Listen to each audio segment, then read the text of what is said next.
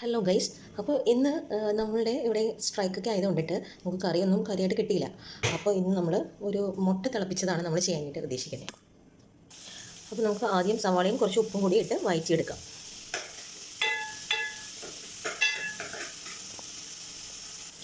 ഇതിലേക്ക് നമുക്ക് കുറച്ച് മഞ്ഞൾ കൂടി ആഡ് ചെയ്ത് കൊടുക്കാം. അതുപോലെ കുറച്ച് കുരുമുളക് കൂടി ആഡ് ചെയ്ത് കൊടുക്കാം. കുരുമുളക് അത്യാവശ്യം വേണം. നമുക്ക് കുറച്ചധികം കുരുമുളക് ആഡ് ചെയ്യാം. കുറച്ച് മുളക് പൊടി കൂടി ആഡ് ചെയ്ത് കൊടുക്കാം.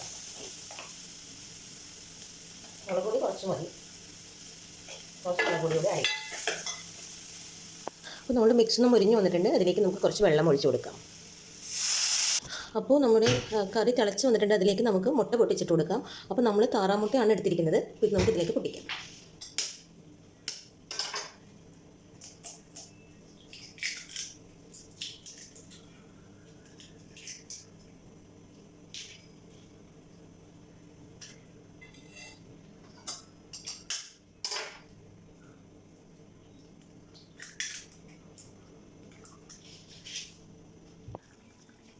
അപ്പോൾ നമ്മുടെ മുട്ട തിളപ്പിച്ചത് ഇവിടെ റെഡി ആയിട്ടുണ്ട്.